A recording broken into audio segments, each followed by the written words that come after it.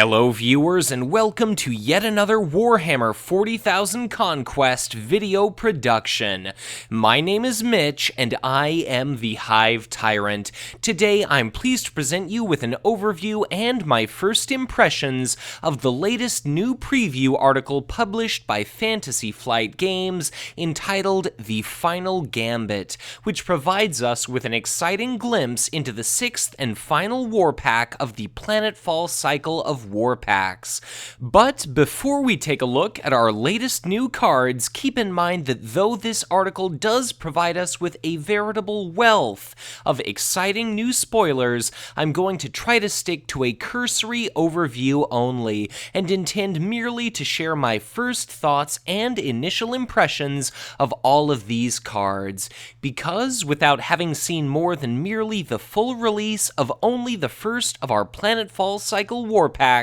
Decree of Ruin, much of the true synergy and combo potential inherent to any and all of these cards remains entirely yet to be seen, as we still stand to see 5 additional war packs worth of Eldar and allied faction cards that could alter our assessment of this Warlord and her signature squad dramatically. So, bearing that in mind, let's together take the plunge, scour, and explore our latest article for each and every scrap of information possible. And remember that I'll be covering each of the cards introduced in this war pack in a much more thorough, far more exhaustive manner at a much later date after it sees official release. But with our introduction aside, let's take a look at our newest Warlord. Our article begins by reminding us that we'll be seeing the climax of our Planetfall cycle narrative. Black Templars chapter Space Marines are attempting to recover relics of the patron saint of Sakhalem, while Samehan Craftworld Eldar are attempting to stop them. And meanwhile, all the various other factions are otherwise embroiled in combat across the surface of the planet. But as the Eldar faction has previously seen 2 warlords, whom are a Farseer and Swooping Hawk Aspect Warrior, respectively, they now gain an Autarch, which is the title granted to the Supreme Commander of a given Eldar war host. Autarch is a position held in the highest esteem by both seers and warriors alike, and our new warlord specializes in uniting these disparate Eldar entities together under one banner, allowing them to fight in synchrony to far greater effect than they would as 2 separate companies. So, the last warlord to be released in the Planetfall cycle has been unveiled to be the Eldar faction Taliesin Farinal. She is a unique warlord unit with a starting hand size of 7, who begins the game with 7 starting resources, and whom possesses an attack value of 2 in addition to 6 printed hit points. She has the Autarch and Samehan traits, as well as the text, each unit you control at this planet with the Psyker or Warrior trait gets +1 HP. While you control a Psyker unit and a Warrior at this planet, each unit you control at this planet gets +1 attack.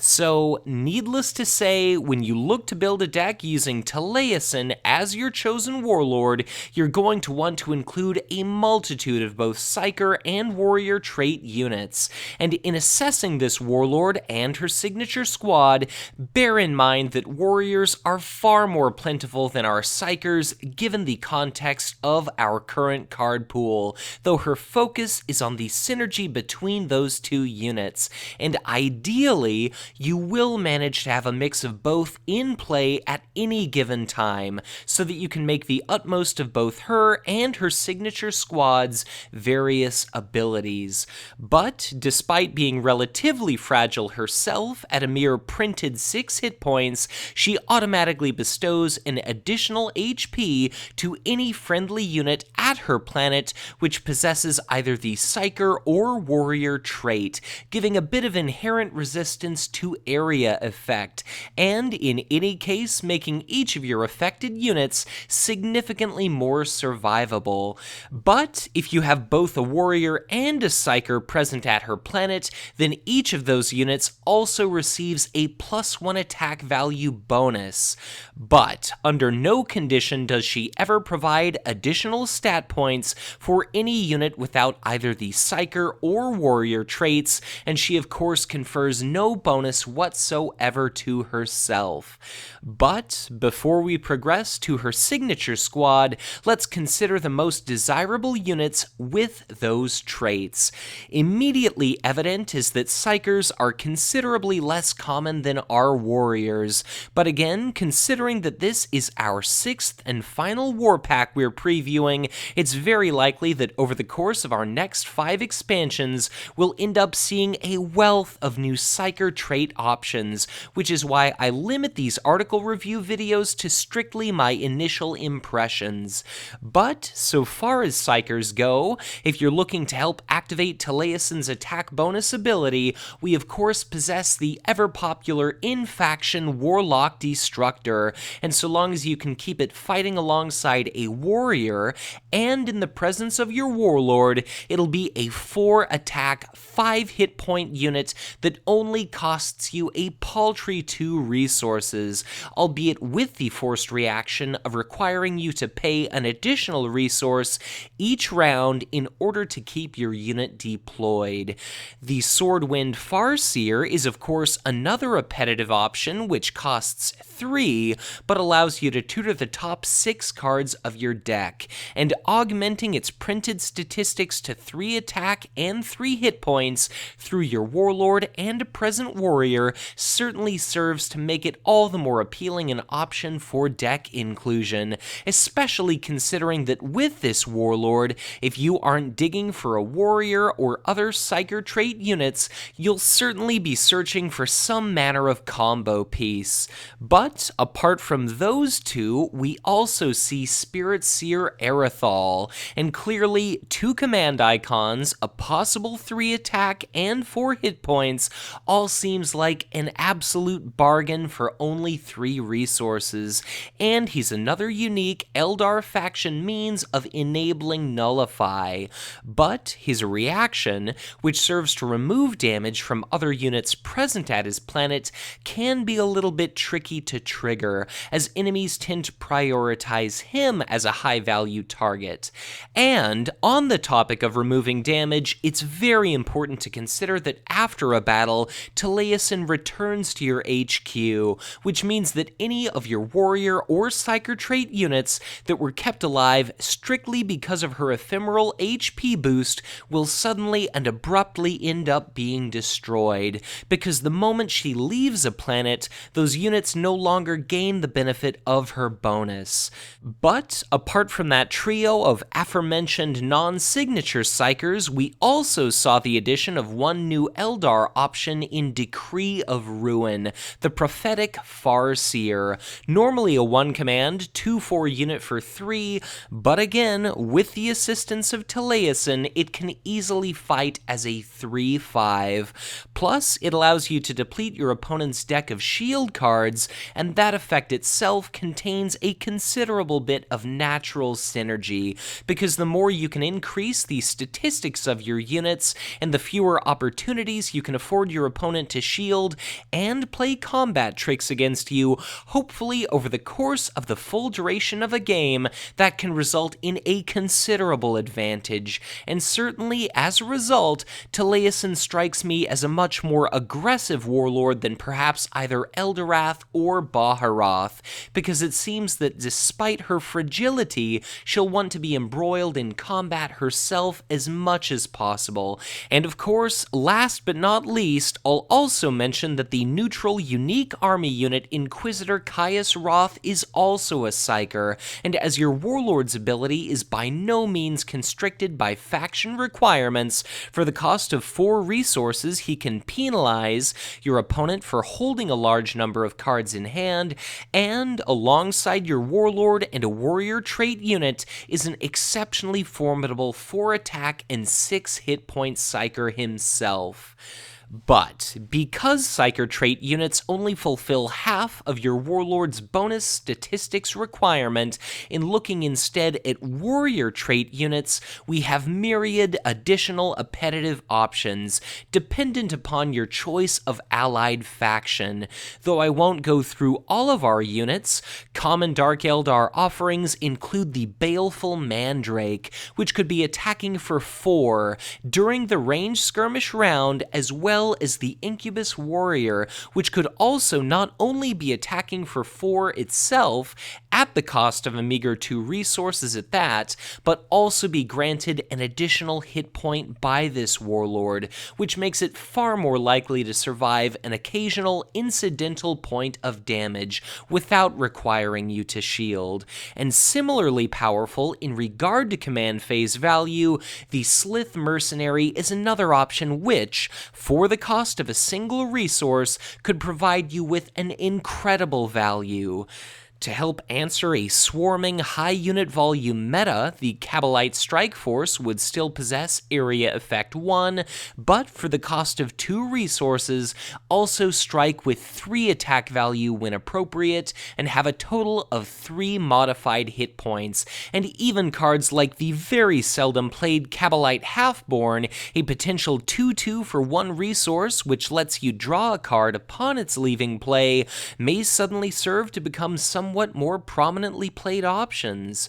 Conversely, the Tau as a faction afford you only 2 different warrior trait army unit options, namely Carnivore Pack, which is a potentially free 3-cost unit with what could be 4 attack and 4 hit points, as well as Sting Wing Swarm, which could also attack for 4, but costs a total 4 non-refundable resources, yet which also happens to possess the ranged keyword. So, with only those units to consider, that probably isn't enough to convince you to ally with that faction. But within the Eldar itself, we see a variety of different options, such as Autarch Salakia, another Nullify alternative that could suddenly attack for an Armorbane 4, and even the lowly 1-cost 2-command icon Bealtan Guardians would now not just serve as a nearly irreplaceable command unit, but also act as a 2/2 army which feeds perfectly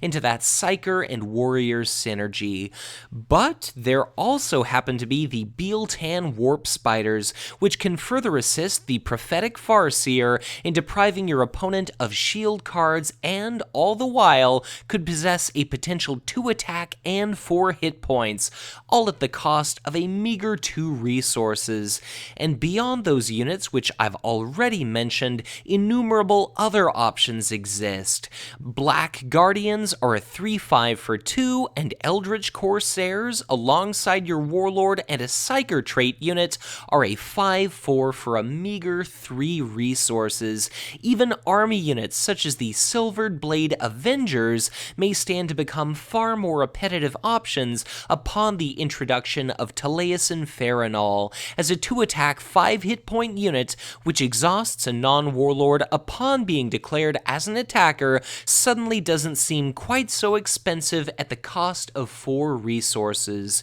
So, with so many options to already consider, and surely many more to come by the time we finally do open our 6th and final Planetfall cycle war packs, the possibilities are already considerable, and do bear those in mind as we explore the remainder of another upcoming, atypically constructed signature squad. Taliesin Farinal has 2 copies each of 2 different army units, and as one would expect, one is a Psyker and one is a Warrior. So, starting alphabetically with our Warrior, we have Taliesin Spiders. They cost 2 resources, have 1 command icon, an attack value of 2, and 3 printed hit points. They possess the Warrior and same hand traits, and reaction. After a Psyker unit you control control is declared as an attacker, move this unit to the same planet as that unit. So, for the cost, this unit has fairly excellent statistics, and alongside a Psyker and at Taliesin's planet, a 3-attack, 4-hit point unit for 2 resources without any conventional drawback is even better than we grew accustomed to seeing from a pre-Taliesin Warlock Destructor. But the major appeal of this unit is of course in its ability. You can essentially deploy it wherever you'd like, presumably to contribute to command, or perhaps you can instead have it involved in a fight at the first planet, and then afterwards, presuming it survives, once you have a Psyker declare an attack, if that planet needs reinforcement, you can simply bring either copy of your spiders from another planet or from your HQ to that planet in order to immediately provide backup in the form of additional bodies and additional attacks. That way, you have the flexibility of being able to deploy these units to planets where you would like to win command without fear that you'll underdeploy to planets likely or otherwise guaranteed to see battles. Then, once you've won or perhaps simply tied your command struggles and generated as much economic disparity between you and your opponent possible, you can simply relocate them as necessary to have them participate in a battle, and then, should they survive, had they come from your HQ, they may end up having the added benefit of being relocated to a non-first planet, where they'll be ready for the following turn's first combat round, instead of arriving alongside your Warlord during that round's command phase, only to show up exhausted and unable to participate in combat during that initial round. Plus, it's possible they can participate in multiple battles each combat phase, and during consecutive combats could easily move from planet to planet. So you'll certainly want to ensure, if at all possible, that your opponent won't be able to dash your plans of benefiting from relocating these units, such as if they were to rout, exhaust, or destroy your only extant Psyker at the contested planet through some kind of card effect before it can ultimately declare an attack and as a result serve to relocate these units, but under anything approximating ideal conditions, this could be a very powerful unit indeed. I think it's also worth considering that, between the movement of these warp spiders and their potentially fighting alongside multiple mobile units, you could easily derive benefit from the support Deathly Web Shrine, in affording you the opportunity to potentially not only move your spiders from one planet to another, but upon the arrival of your spiders, you can also serve to exhaust a target non-elite enemy army unit positioned against you at that planet. But next of Taliesin's signature army duo, we have 2 copies of Taliesin's Warlocks. They instead cost 3 resources and have 1 command icon. They possess an increased attack value of 3, but exhibit only a mere 2 printed hit points. They have the Psyker and Samehan traits, as well as combat action. Discard a warrior card from your hand to ready this unit. Limit once per combat round. So, even if this unit ends up somehow exhausted, you could simply discard a warrior trait card, not necessarily an army unit, from your hand in order to ready them. Then you could proceed to attack and trigger the reaction of Taliesin's spiders, which would immediately serve to fortify your position at that planet. And alongside Taliesin herself, as well as a warrior, this is a 4-attack, 3-hit point unit, with the possibility of attacking twice during a given combat round, not combat phase. And although this is only a 2-copy card, given the wealth of warrior cards you're likely to include in your deck, this could make a considerable bit of difference in being able to likely destroy either 2 moderate HP units, or potentially even drag down 1 formidable enemy after 2 consecutive unrelenting attacks. Even if assessing your army unit options, you've opted against an alliance with Tau,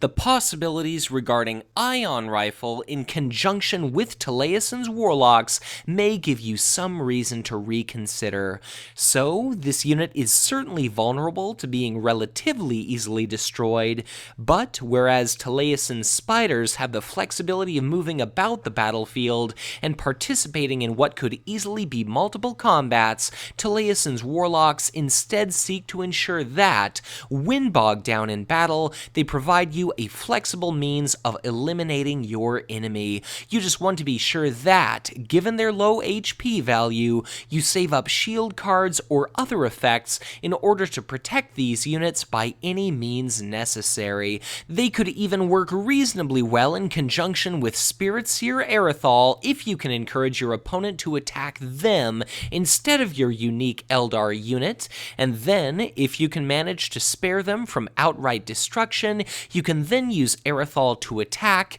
and end up peeling a point of damage off of your Warlocks. Granted, a small interaction to be sure, but just like Taliesin conferring those bonuses to printed base unit statistics, I think that our newest Eldar Warlord is going to be all about pressing a numerical advantage against your opponent at every opportunity possible, and every stat point, every damage token either taken or received could all end up mattering considerably.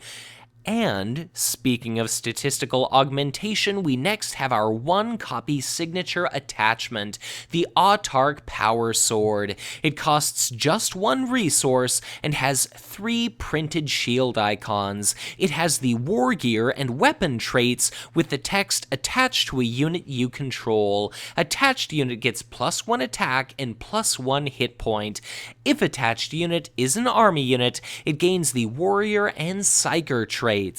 So, this is a very straightforward attachment. If you don't save it for shields, you can affix it to your Warlord and immediately transform Taliesin Farinal into a 3-attack, 7-hit point unit. She still isn't enormously resilient, but having an attack value of 3 allows her to threaten to destroy a far greater range of enemy units, and will make her far less reliant upon card effects such as Archon's Terror to save her from being battered and bloodied by your enemy. You can alternatively affix this attachment to a conventional unit, which still provides a reasonable stat boost, but it also grants the attached unit the valuable warrior and psyker traits. So, when going into a decisive battle, this attachment could allow you to suddenly pick up the one trait that you're missing. For instance, if you don't possess any remaining psykers at the location of battle, this could readily allow you to create one,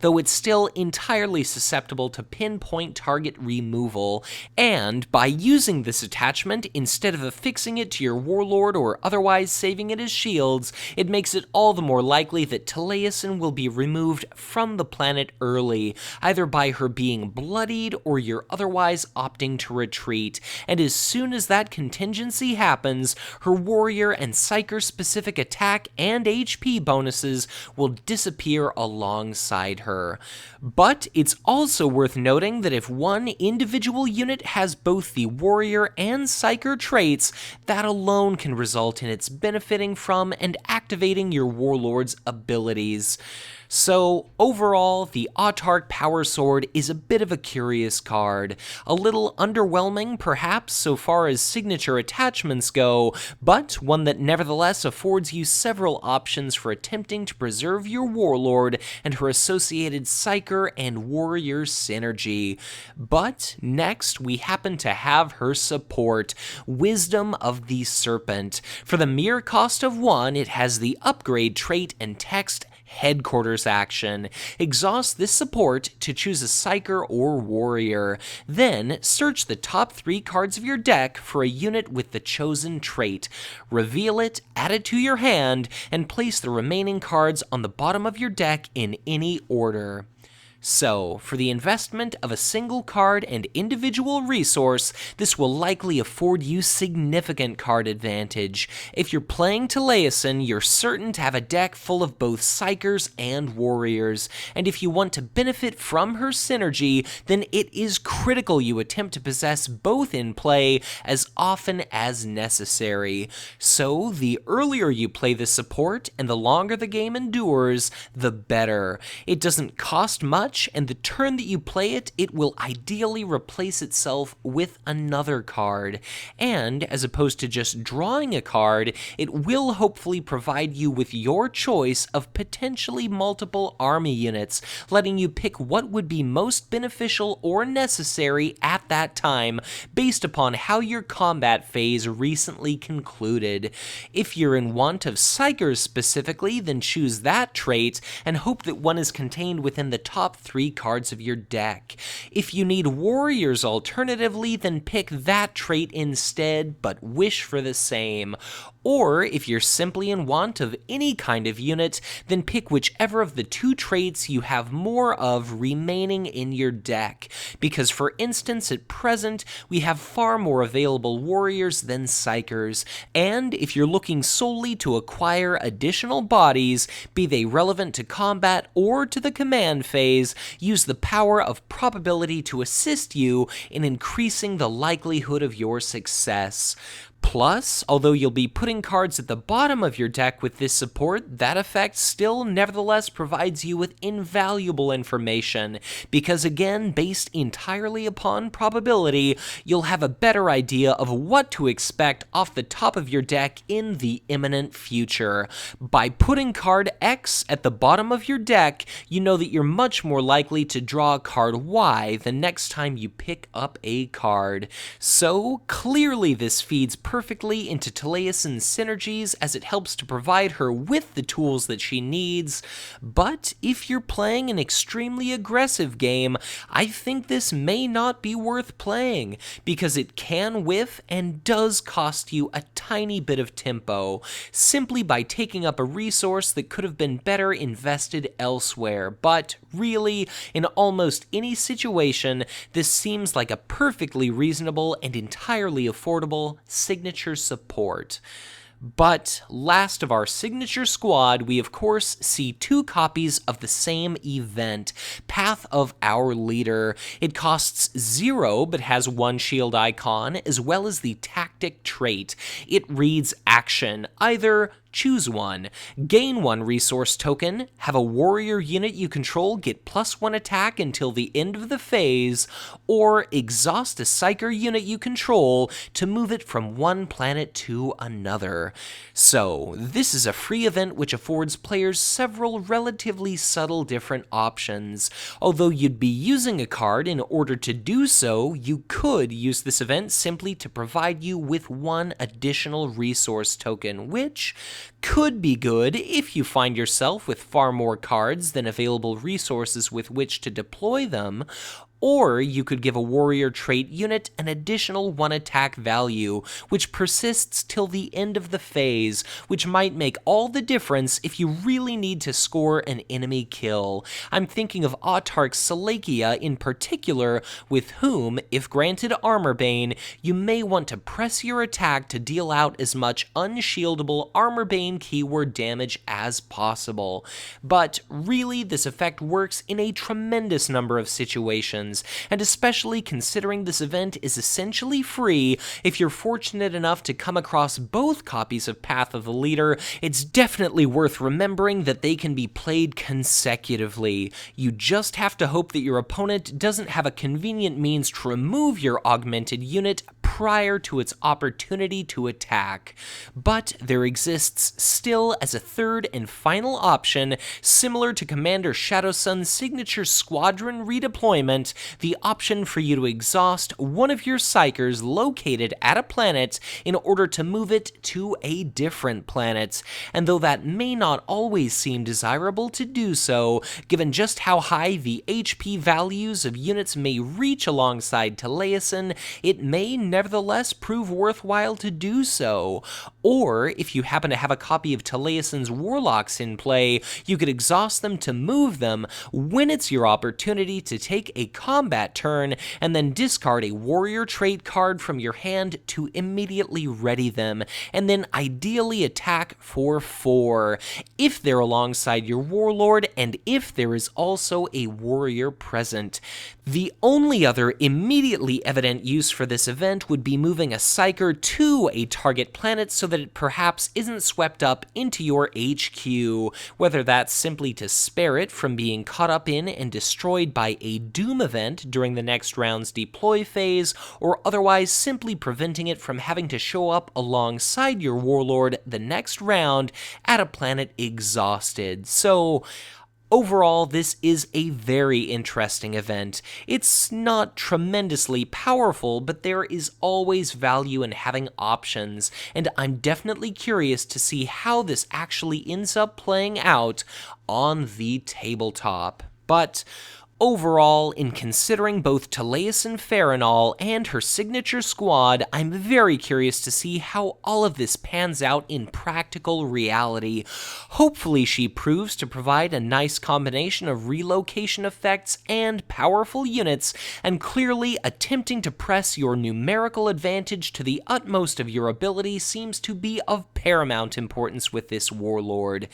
Granted, it's impossible to discern now because there are so many Eldar and allied faction cards yet to be spoiled between the time of making this video and the eventual release of our final 6th Planetfall Cycle War Pack, but I'll nevertheless be fascinated to see how Taliesin looks as we crack open each expansion, finally leading up to her ultimate eventual addition to our card pool. But in concluding this article, it also includes a card fan, and as per usual, we're teased with several partial spoilers, yet also observe 3 cards revealed in their entirety. First of our fan, we see a 1-cost Tau faction army unit entitled Kroot Hunter. We have no idea what it may do as a card, but the Kroot as a species, of course, are part of the Tau Empire and appear clearly avian in their origin.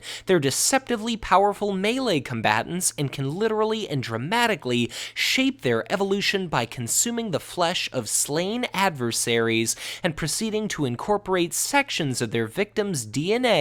gradually into their own genome, which can allow them, even within the same generation, to develop significant anatomical alterations such as literal wings or even competent psyker abilities, dependent upon their prey. We also see a unique and loyal orc support entitled the Pain Boy Tent, but apart from the cost of 2 resources, we aren't apprised of any other information. Pain Boys in general are essentially orcoid doctors responsible for treating and repairing injuries that are too extensive for conventional orc physiology to contend with, such as brain damage and limb amputation, and Pain Boys are generally the party responsible for the cybernetic augmentations seen so prevalently among orcoid society. But next we have our first full spoiler, which is a fantastic addition to the Tyranid faction. We see the army unit Gene Stealer Harvesters, which cost a mere 2 resources and possess a command icon. They have an attack value of 2 as well as 2 hit points. They have the Creature and Gene Stealer traits and read, while this unit is at an infested planet, it gains a +1 card bonus and a +1 resource bonus. So, this is a delightful supplement or alternative to the equivalently costed Toxic Venomthrope, whereas that unit has 2 command icons and also has a conditional bonus. In the case of our Venomthrope, it provides only a card or an additional resource, whereas our Gene Stealers afford you with both, being something akin to the Tyranid version of an Eldar Survivalist. So, quite clearly, this is going to be best played in a deck that run Subject Omega X 62113 as its associated Warlord. That Broodlord of a Genestealer lets you ambush Genestealer trait cards into play at infested planets, and this is a stunning example of a Genestealer that benefits from planets being infested. You could drop this into play as a surprise, as an ambush to attack during combat, and then during the following round, it could accrue significant economy bonuses for you. Or, if you need not save it for ambush mid-combat, you could potentially put it out on a planet as a trap, luring your opponent to commit their Warlord to that location, only to then do something like ambushing a 6 attack value Yumgarl Genestealer into play in order to tear apart the enemy Warlord. So, our Tyranid faction certainly stands to benefit from additional economy-friendly options, and is yet another ambushable Genestealer. I think this upcoming new Tyranid is fantastic. But next, we also see spoiled a Dark Eldar army unit. For the cost of 3 resources, we have the Flayed Skull Slaver. It has 1 command icon, an attack value of 2, as well as a total of 3 hit points. It has the Warrior, Cabalite, and Ally traits, as well as the text, while this unit is at a material planet, red, it gains a +2 resource token bonus. So, apart from simply being a fine warrior trait addition to a Taliesin Farinal deck, this common unit is a very durable economy option afforded to Dark Eldar players. If you're looking for something more resilient than what the Dark Eldar traditionally have to offer, with which to attempt to still win considerable command and incur a vast wealth of additional resources, this is an investment that could pay off considerably. Granted, it only has 1 command icon for the significant cost of 3 resources, but if you can stall your opponent during the deploy phase and perhaps force them to pass, you could easily use this unit to its utmost ability. You could place it at a planet where you intend to send your Warlord, and 2 resources is certainly enough to fund powerful effects like Archon's Terror and contribute to purchasing a Clavex Warleader. Clearly, the printed statistics of this unit are absolutely nothing to scoff at, and as we've seen hints of Archon Selene Morn, our upcoming Planetfall cycle Dark Eldar Warlord, revealed through an advertisement included within a magazine, we know that she'll likely possess a wealth of Cabalite-specific synergy. So, though it is limited to red planets, it seems like it could be enormously useful, and though it doesn't pose a tremendous threat relative to other units, the ability to accrue so many resources so quickly, albeit dependent upon planet layout, could prove utterly priceless. Still, as last of our spoiled cards, we see an addition to the Astra Militarum. It is the Imperial Rally Point. It's an attachment which costs 1 resource and that has 1 shield icon. It has the location trait and reads attached to a strong point planet. Green. Reduce the cost of each Astra Militarum faction unit you deploy at this planet by 1, to a minimum of 1.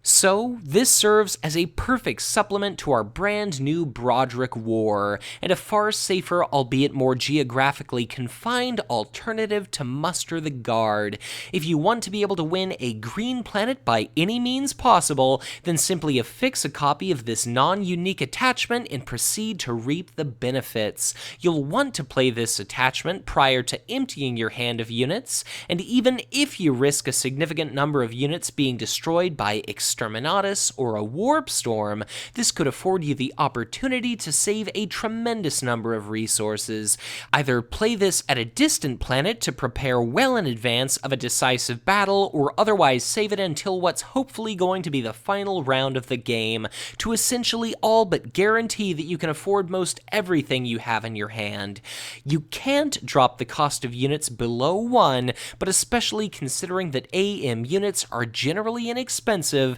this could be outrageously powerful, and when you also note that Broderick War gives a +1 attack value bonus to every AM unit positioned at a green strong point planet, the more bodies you can put onto the table, all the more benefit you stand to derive from his ability. So, if you're looking to win battles through overwhelming force, either to salvage a critical planet or to otherwise seal out a victory, this seems like an obvious inclusion, especially considering that you can affix multiple copies of this stubborn-to-remove attachment to the very same planet. It can even be used if you can count on the battle abilities of planets like Karnath and Planum to help you deploy units at one location for cheap, and then to relocate them elsewhere as you need them, only to reap the savings of a considerable number of resources in the process. But now that we've reviewed our latest article in its entirety, that brings the Final Gambit article review to a close.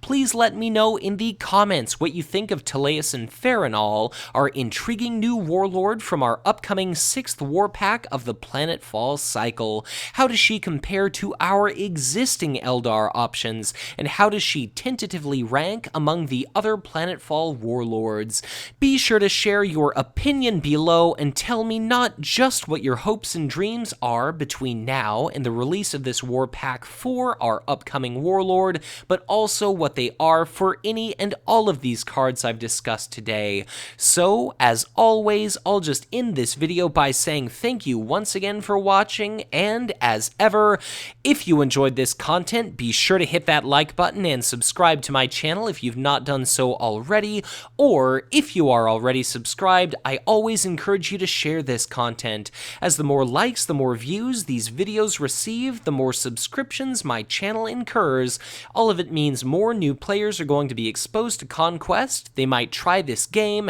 they might enjoy what they experience, join our community, and of course, all together we continue to send the message to Fantasy Flight Games to continue to support this fantastic product. If at any point you'd like to get in touch with me, I'd encourage you to do so through Facebook or on Twitter, and if at any point you feel so inclined to help donate to support the Hive Tyrant's cause, I would be absolutely honored were you to contribute to my Patreon. But once again, thank you so much for watching, and as always, be sure to check back in again soon for ever more Conquest LCG content to come.